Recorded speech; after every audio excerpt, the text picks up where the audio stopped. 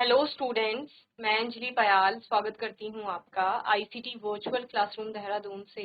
कैसे हैं आप सब लोग? उम्मीद करती हूँ आप सब लोग अच्छे होंगे और अपनी लाइफ में बहुत बेहतर कुछ कर रहे होंगे। आज हम बात कर रहे हैं क्लास 10th के साइंस की, और जैसे कि आप लोग जानते हैं चैप्टर 4 का हम लोग यहाँ पर रिवीजन कर रहे हैं, that is carbon and it's compounds. Carbon एवं उसके यौगिकों के बारे में हम लोग यहाँ पर पढ़ रहे हैं। बहुत सारे टॉपिक आप लोगों ने पढ़ लिए थे।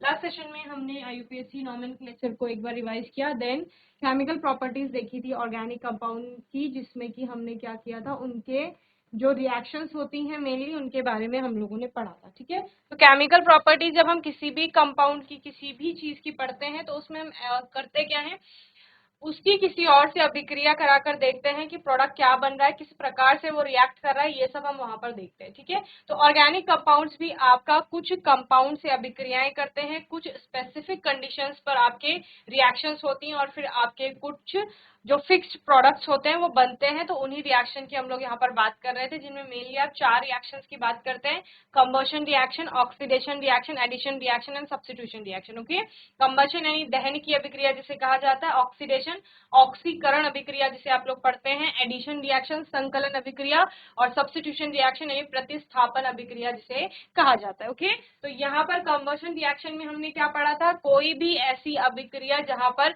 सब्सटेंस आपका जल रहा है और जलने के बाद वहां पर ऊष्मा उत्पन्न हो रही है, और ये सब एयर एंड और ऑक्सीजन की प्रेजेंस में हो रहा है, जहां पर आपका प्रोडक्ट कार्बन डाइऑक्साइड और वाटर बनता है, उसको क्या कहा जाता है, दहन की अभिक्रिया कहा जाता है। ठीक है ना, यहाँ पर आपने बोला जो सैचुरेटेड हाइड्रोकार्बन है वो आपका कैसे सूटी या क्लीन फ्लेम देते हैं, जबकि जो अनसैचुरेटेड हाइड्रोकार्बन है वो नॉन सूटी फ्लेम देते हैं। ओके, तो इस तरह से हमने कंबशन रिएक्शन के बारे में पढ़ा।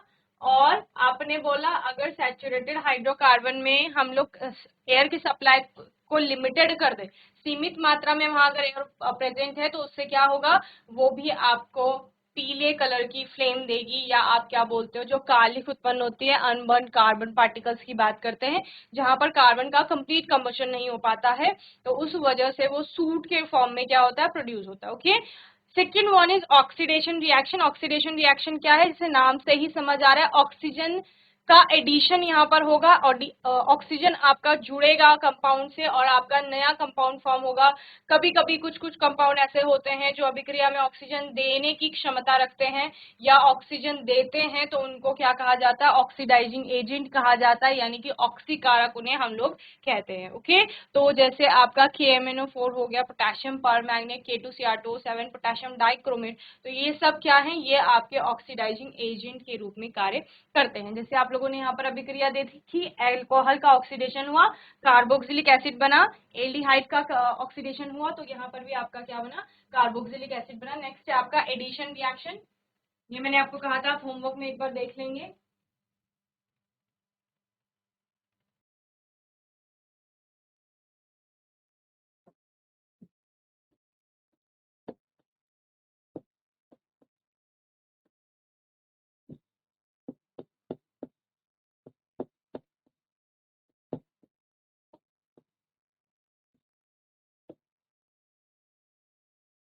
संकलन अभिक्रिया, ठीक है, तो संकलन अभिक्रिया में आप लोग क्या बात करते हैं, संकलन अभिक्रिया में आपका क्या होगा, अनसैचुरेशन में कमी आएगी या अनसैचुरेटेड से आपका सैचुरेटेड कंपाउंड बनता है, ऐसा आप लोग पढ़ते हैं। Okay, so addition of a molecule in unsaturated compounds in the presence of a catalyst to give saturated compound in called an addition reaction। ठीक है, एडिशन रिएक्शन में क्या होगा, कोई अनसेचुरेटेड आपका कंपाउंड है, उस अनसेचुरेटेड कंपाउंड में एडिशन होगा, और एडिशन के बाद क्या होगा, अनसेचुरेटेड से सेचुरेटेड कंपाउंड आपका बनेगा। ठीक है, या आप क्या बोलते हो, अनसेचुरेशन में कमी आती है। अनसेचुरेशन में कमी कैसे आती है, जैसे आपका एल्काइन से अल्कीन बन गया है, दोनों केस में अनसेचुरेटेड कंपाउंड ही है, लेकिन अनसेचुरेशन में कमी आई है। ठीक है, तो ऐसा आप एडिशन रिएक्शन में पढ़ते हैं, यानी संकलन अभिक्रिया जिसको आप लोग कह रहे हैं। जैसे आपको यहाँ पर एग्जाम्पल दिख रहा है कि हाइड्रोजिनेशन हो रहा है वेजिटेबल सॉइल का, तो हो क्या रहा है एक्चुअल में, आपके पास यहाँ पर C2H2 आपके पास है, क्या है,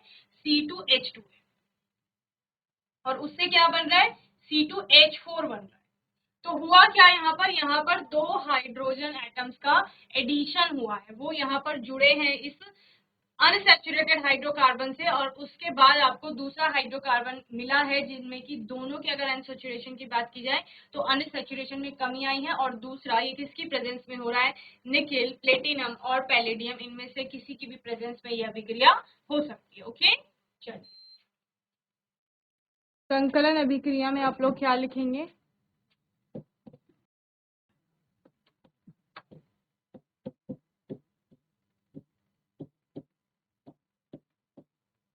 निकेल, पैलेडियम, प्लेटिनम उत्प्रेरकों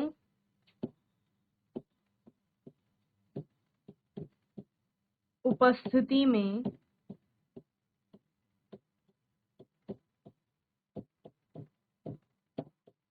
असंतृप्त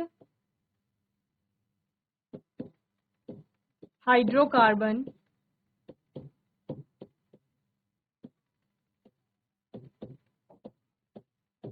हाइड्रोजन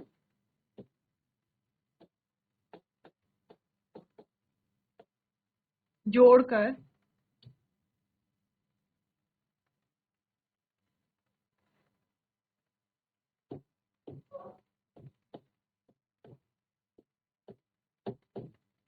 संतृप्त hydrocarbon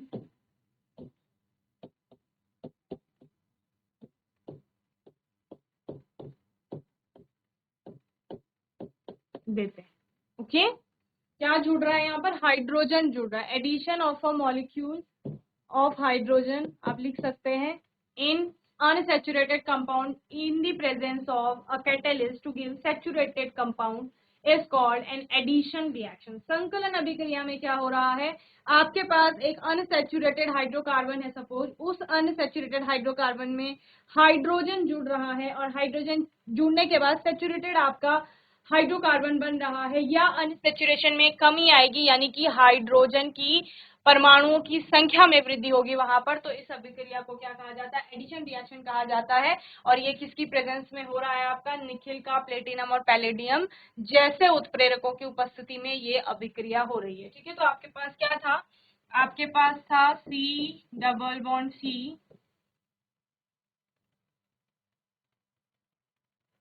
C triple bond C लिखेंगे, C2H2 है ना आपके पास,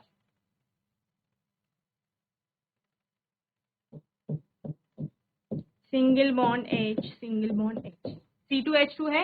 इथाइन का मॉलिक्यूल है आपके पास, क्या है, इथाइन है आपके पास। आपने पढ़ा है एल्काइन किस में आता है, अनसैचुरेटेड हाइड्रोकार्बन के अंतर्गत आते हैं।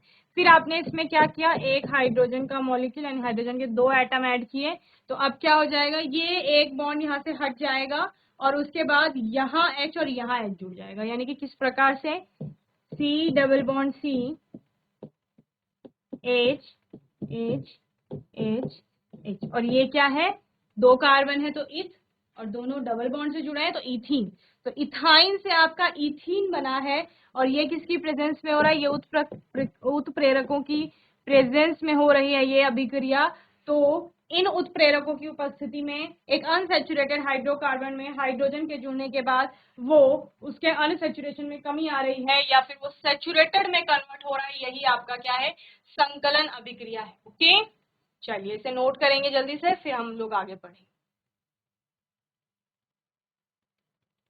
इसमें क्या हो सकता है, जैसे हमने इथाइन से इथीन बना लिया है ना, एल्काइन से एल्कीन बन गया आपका, एल्कीन में आप फिर से H2 ऐड करेंगे तो क्या बन जाएगा आपका, एल्केन बन जाएगा। तो वहां पर आप उस अनसैचुरेटेड से सैचुरेटेड आपका कंपाउंड हो गया है। ठीक है, चलिए कैसे,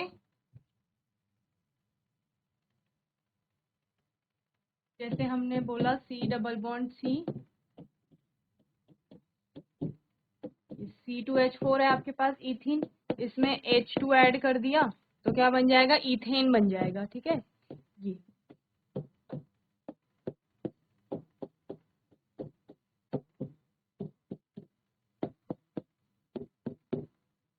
तो क्या हुआ है, ये आपका अनसैचुरेटेड था, क्या था, अनसैचुरेटेड हाइड्रोकार्बन, और अनसैचुरेटेड हाइड्रोकार्बन से क्या बना है, सैचुरेटेड हाइड्रोकार्बन बना है आपका। ठीक है, अनसैचुरेटेड से सैचुरेटेड बना है, और कब बना है, जब H2 ऐड किया है और आप कह रहे हो निकेल या पैलेडियम प्लेटिनम की उपस्थिति में, जो कि क्या है, उत्प्रेरक है। अच्छा, उत्प्रेरकों का कार्य क्या होता है? उत्प्रेरक अभिक्रिया की दर में कमी, वृद्धि, ये सब करते हैं। ठीक है, अभिक्रिया की दर को तेज कर सकते हैं कि अभिक्रिया फास्ट हो गई उसको स्लो कर सकते हैं, खुद से उसमें पार्टिसिपेट नहीं करते। यानी आपने यहाँ कहीं निकेल को ऐड होते हुए नहीं देखा, प्लेटिनम को ऐड होते हुए नहीं देखा, लेकिन उनको डालने पर अभिक्रिया मंद या तीव्र हो सकती है। ओके, बस ये आपको ध्यान रखना है, इसको भी नोट कर लेंगे आप लोग जल्दी से। यहाँ पे आप लोग लिख लेंगे उत्प्रेरक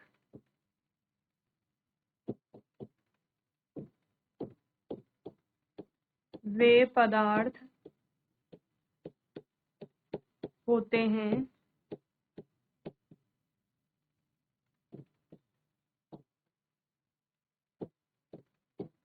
जिनकी उपस्थिति में अभिक्रिया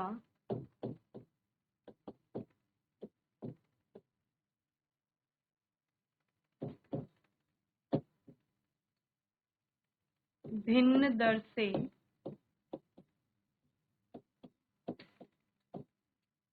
आगे बढ़ती है। ओके, कॉमन रिएक्शन लिख लेंगे।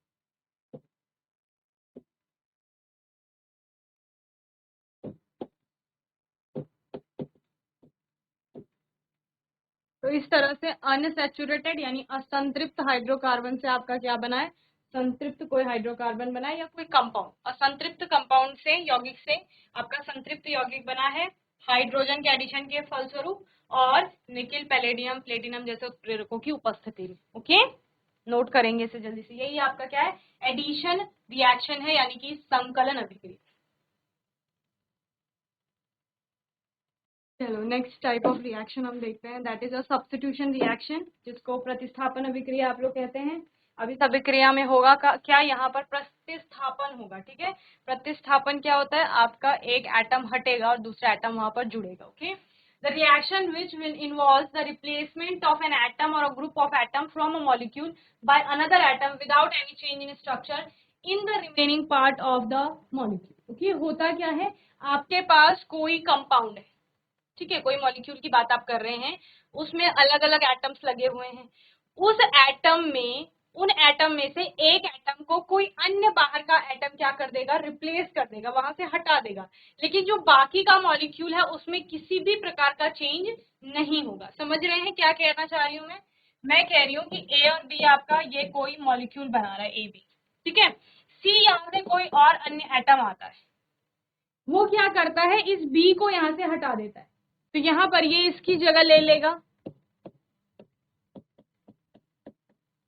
अब आप बोलेंगे ऐसा कुछ तो डिस्प्लेसमेंट अभी रिएक्शन में भी होता था, डिस्प्लेसमेंट रिएक्शन कुछ और है, यहाँ पर ये अभिक्रिया सनलाइट की प्रेजेंस में हो रही है। आप इस अभिक्रिया को पढ़ते हैं इस प्रकार से, तो यहाँ पर एटम एटम की जगह ले रहा है, या एक एटम दूसरे एटम को वहां से हटा रहा है without changing in the molecule, जो उसका पहले का मॉलिक्यूल है उसमें किसी भी प्रकार का चेंज वो नहीं कर रहा है। ओके, चलिए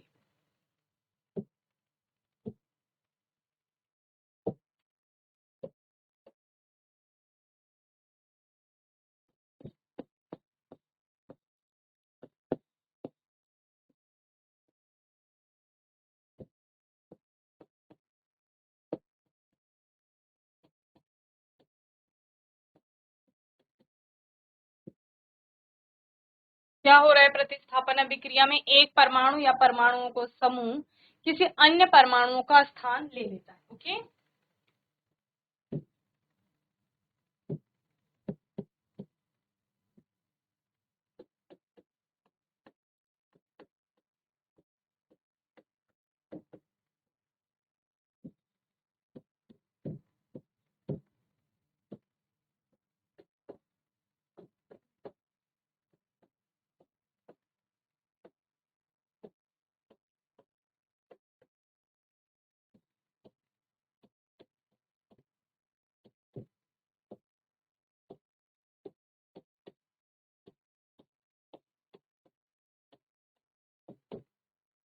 ओके। जैसे कि यहाँ पर आपके पास क्या था, CH4 मीथेन है आपके पास, जिसकी अभिक्रिया हो रही है क्लोरीन से सनलाइट की प्रेजेंस। किससे हो रही है अभिक्रिया? Cl2 से हो रही है, और किसकी प्रेजेंस में? सनलाइट की प्रेजेंस में ये रिएक्शन हो रही है। ओके, तो होगा क्या, ये पूरा आपका एक मॉलिक्यूल है, इस मॉलिक्यूल में ये एटम यहाँ के एक एटम द्वारा रिप्लेस कर दिया जाएगा, यानी इसका क्लोरीन के 2 एटम है ना यहाँ पर Cl2, तो एक क्लोरीन का एटम इसका स्थान ले लेगा यहाँ पर। इस मॉलिक्यूल में किसी भी प्रकार का चेंज नहीं होगा, तो इसको हम एज इट इज लिख लेते हैं CH। ठीक है, इतना पार्ट सेम है, बस ये वाला एटम रिप्लेस कर दिया जाएगा Cl के द्वारा। तो यहाँ पर आपका क्या आ जाएगा, Cl आ जाएगा, और अब जो आपका ये H था, है ना, यहाँ पर तो Cl आ गया, Cl 2 Cl थे आपके पास, एक Cl यहाँ पर आ गया और एक H बच गया, दूसरा क्या बच गया, यहाँ एक और Cl बच गया, तो वो बन गए आपके HC। ठीक है, तो इसी को क्या कहा जाता है, आपका प्रतिस्थापन अभिक्रिया कहा जाता है। ओके, तो ये एक ऑर्गेनिक कंपाउंड था आपका, उस ऑर्गेनिक कंपाउंड में एक एटम को किसी दूसरे एटम के द्वारा प्रतिस्थापित किया गया, और तब आपका पूरा कंपाउंड बना है नया, जो कि क्लोरोमीथेन होगा। ओके, इसी को आपका प्रतिस्थापन अभिक्रिया कहा जाता है। चलिए जल्दी से इसे नोट करेंगे। तो आज के सेशन में हमने क्या क्या देखा, एक तो एडिशन रिएक्शन देखा, दूसरा आपका सब्स्टिट्यूशन रिएक्शन है। 2 इंपॉर्टेंट आप ऑर्गेनिक कंपाउंड्स की यहाँ पर बात करते हैं, एक इथेनॉल आता है आपका जो कि अल्कोहल है, एक आपका आएगा इथेनॉइक एसिड जो कि आपका कार्बोक्सिलिक एसिड है। इनके रिएक्शंस भी आप लोग यहाँ पर देखेंगे। सोप और डिटर्जेंट की बात करेंगे इस सेशन में, इससे रिलेटेड इंपॉर्टेंट क्वेश्चन आपके बनते हैं। ठीक है, और यहाँ पर कई अभिक्रियाएं हैं जो इथेनॉल और इथेनॉइक एसिड से रिलेटेड हैं, ये भी इंपॉर्टेंट है। ओके, तो रिवीजन में भी आपका ये चैप्टर खत्म होने वाला है। यहाँ तक इस चैप्टर को बहुत अच्छे से आप लोग पढ़ लेंगे। कोई भी डाउट आ रहा है, मन में कोई प्रश्न है, तो आने वाले सेशन में आप लोग पूछ लेंगे। और तब तक के लिए ICT वर्चुअल क्लासरूम से जुड़ने के लिए